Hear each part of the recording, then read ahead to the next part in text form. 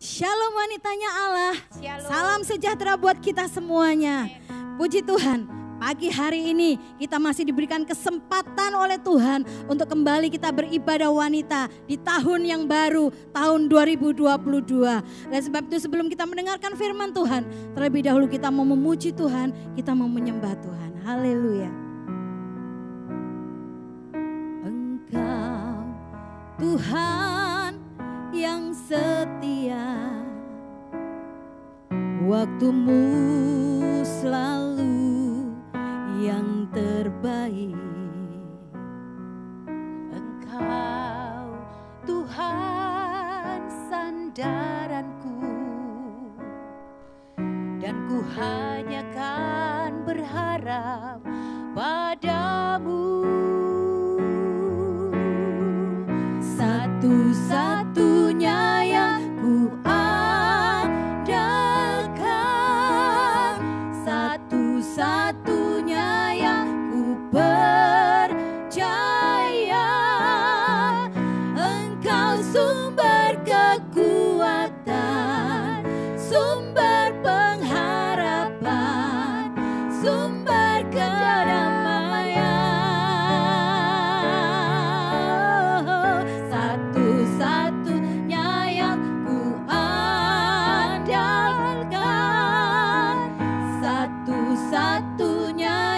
ku percaya. Engkau Tuhan memberkati, Tuhan penyembuhku, Tuhan pemulihku.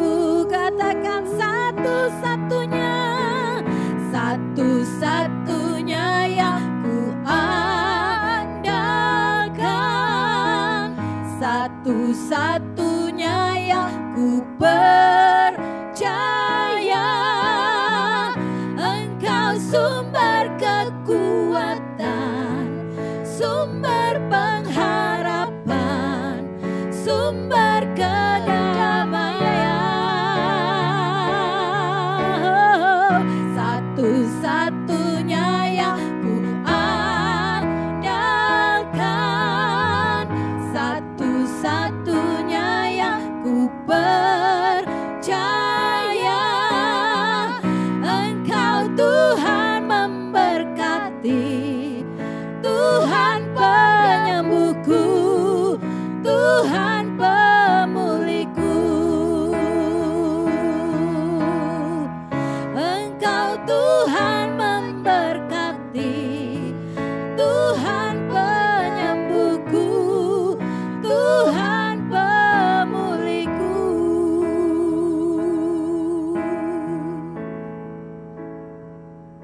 Shalom, ibu-ibu wanita Deborah. Selamat tahun baru untuk ibu-ibu semuanya. Tema firman hari ini saya beri judul, Ketika Tuhan Memilih. Ketika kita semua ingin membeli sebuah barang, baik HP, baju, tas, dan sebagainya, maka hal yang pertama yang kita lakukan adalah kita akan memilih-milih kira-kira barang mana yang paling cocok dengan selera kita.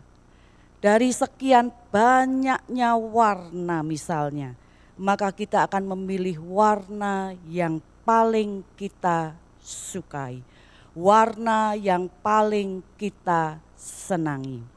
Demikian juga dengan tipe atau modelnya. Menurut saya yang paling baik, paling sreg, dan paling cocok di hati saya, maka model tersebut akan saya ambil. Tetapi ketika model atau tipe barang itu menurut saya jelek, menurut saya tidak baik, menurut saya kurang sreg, maka barang itu akan saya tinggalkan. Barang itu akan saya singkirkan. Barang itu saya akan abaikan. Tetapi barang-barang yang sreg di hati saya, barang-barang yang pas di hati saya, barang-barang yang sesuai dengan kriteria saya, maka barang tersebut pasti akan saya rawat dengan baik. Barang yang sesuai dengan standar saya, maka barang tersebut akan saya jaga dan gunakan dengan baik dan hati-hati. Demikian juga dengan Tuhan kita. Tuhan Yesus Kristus ternyata punya selera. Ketika Allah memilih, kita baca di dalam Matius 22 ayat 14. Ayat ini berkata, banyak yang dipanggil tetapi sedikit yang dipilih. Tuhan itu ternyata akan memilih kita. Tuhan ternyata akan memilih orang-orang tertentu untuk dijadikan sebagai umat kesayangannya. Tuhan akan memilih orang-orang tertentu untuk dijadikan sebagai umat pilihannya. Tidak semua orang Kristen akan masuk ke dalam pilihannya Tuhan. Tidak semua orang Kristen akan masuk dalam pilihannya Tuhan.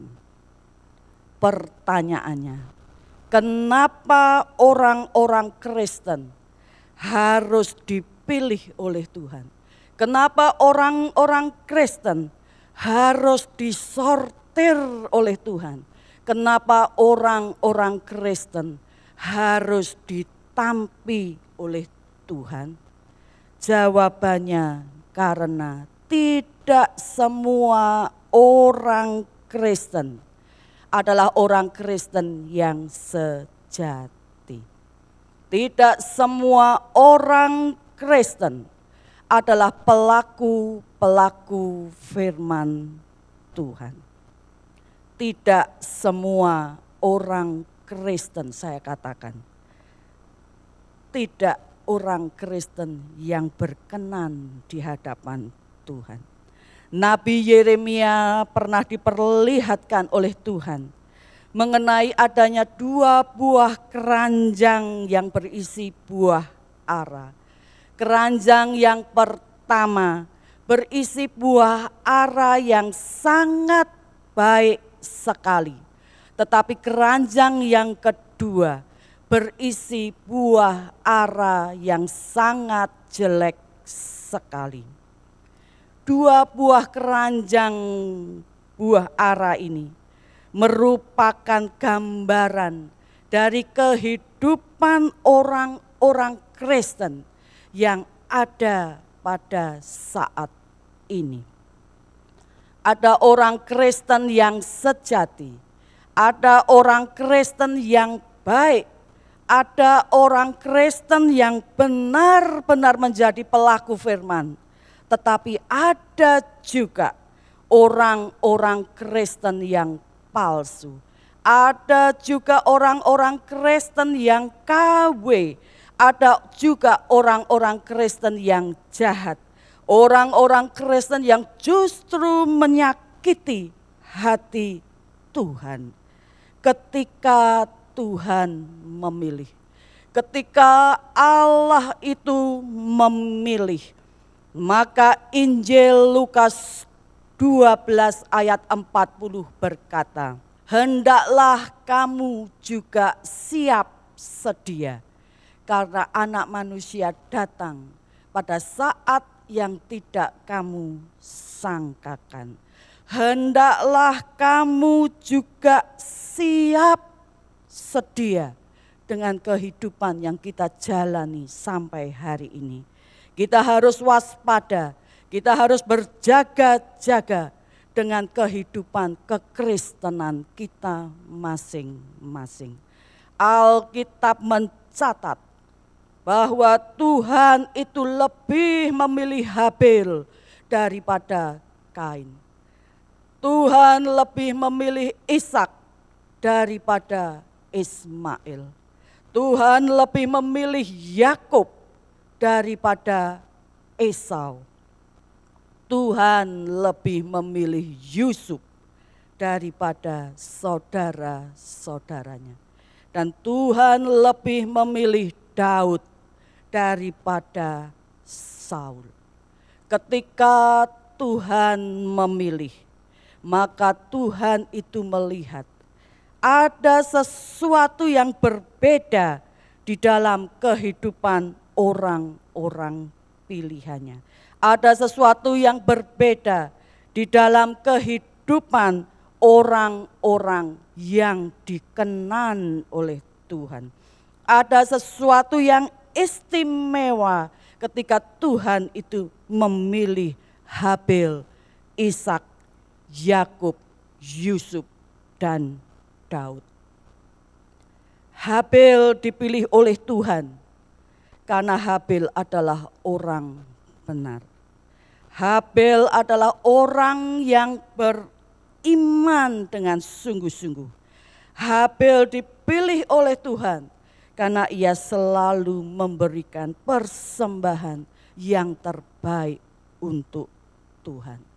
Ishak dipilih oleh Tuhan karena Ishak memiliki karakter ketaatan.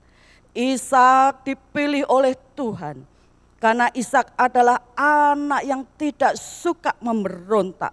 Meskipun waktu itu Ishak diperhadapkan dengan kematiannya di Gunung Moria, dia tidak memberontak, tapi dia taat.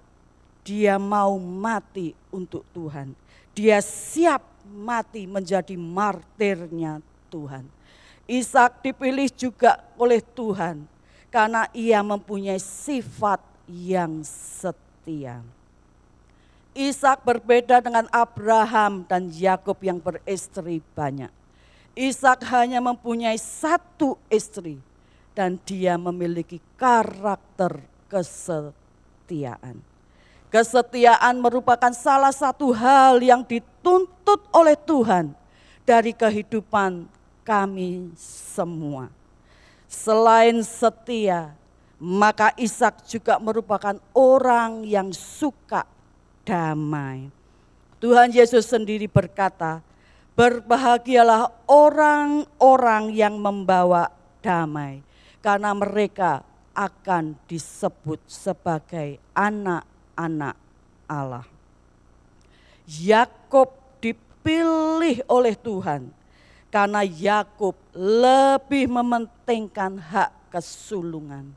Yakub dipilih oleh Tuhan karena Yakub menghargai hak kesulungan.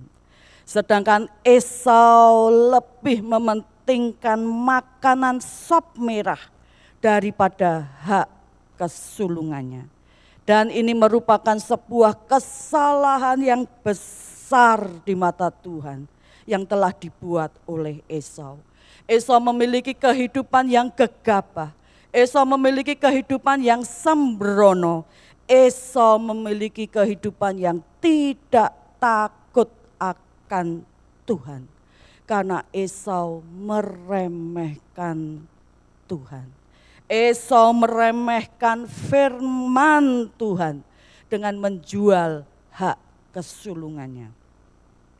Esau adalah tipe orang Kristen yang hanya menjadi pendengar firman Tuhan, tetapi tidak pernah mau menjadi pelaku firman.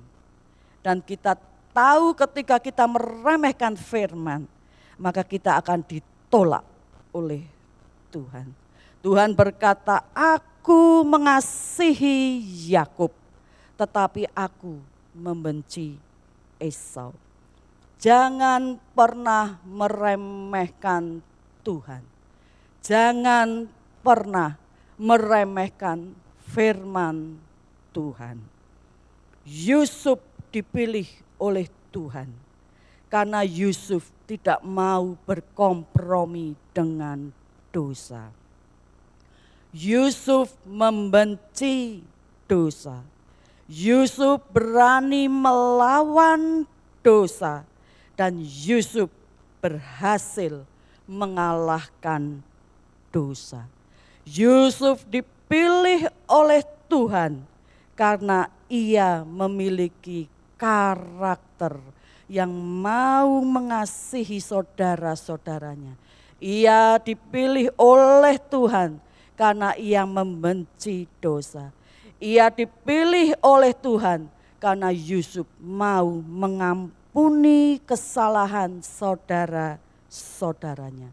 Yusuf tidak pernah mau menyimpan kepahitan di dalam kehidupannya. Daud dipilih oleh Tuhan. Mari kita baca di dalam Kisah Para Rasul 13 ayat yang ke-22. Tentang Daud, Allah telah menyatakan, aku telah mendapat Daud bin Isai, seorang yang berkenan di hatiku dan yang melakukan segala kehendakku. Daud adalah orang yang hatinya itu sama dengan hatinya Tuhan. Daud dipilih oleh Tuhan karena hati Daud tulus, murni di hadapan Tuhan. Daud memiliki hati yang mau dibentuk oleh Tuhan. Daud memiliki hati yang mau ditegur oleh Tuhan ketika ia ada dosa kesalahan. Hati Daud mau merendahkan diri di hadapan Tuhan dan ia mau mengakui segala kesalahan-kesalahannya. Daud dipilih Tuhan karena ia berkenan di hati Tuhan dan melakukan segala kehendak Bapa. Dari kisah-kisah para tokoh di Alkitab ini, maka ini boleh menjadi perenungan bagi kita, ibu-ibu wanita Deborah, yang mendengarkan firman Tuhan saat ini. Biar kita mau belajar dari para tokoh-tokoh Alkitab yang dipilih oleh Tuhan ini. Ketika Tuhan memilih, ketika Allah memilih, di manakah posisi kita berada saat ini? Apakah kita berada di posisi Habel, Ishak, Yakub, Yusuf, dan Daud? Atau justru posisi kita saat ini ada di pihak Kain?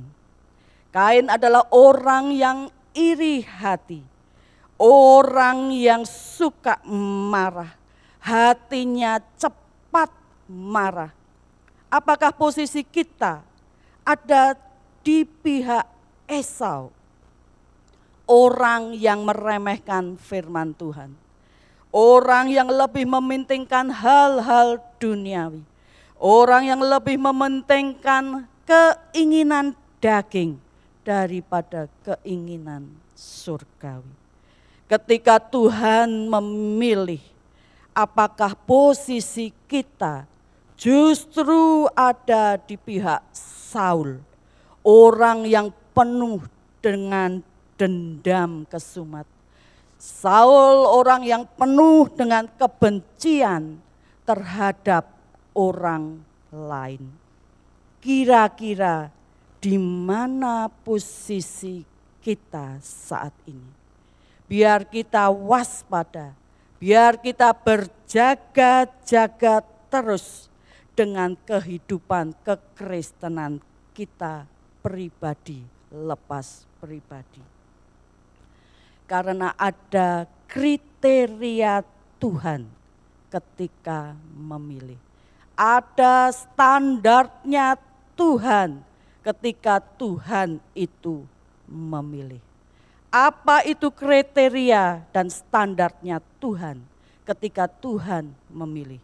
Mari kita baca di dalam kitab Sakaria 3 ayat 7. Ayat ini berkata, beginilah firman Tuhan semesta alam. Apabila engkau hidup menurut jalan yang kutunjukkan dan melakukan tugas yang kuberikan kepadamu, maka engkau akan memerintah rumahku dan mengurus pelataranku. Dan aku, kata Tuhan, akan mengizinkan engkau masuk ke antara mereka yang berdiri melayani di sini. Kriteria standarnya Tuhan ketika kita hidup menurut jalan yang Tuhan tunjukkan. Ketika kita melakukan tugas yang Tuhan berikan, maka Tuhan akan mengizinkan kita masuk kepada rumah Tuhan untuk melayani Tuhan. Kriteria standarnya Tuhan, ketika Tuhan itu memilih, maka kita harus hidup menurut jalan yang Tuhan sudah tunjukkan. Kita harus melakukan tugas perintah yang Tuhan sudah berikan lewat firman Tuhan ini.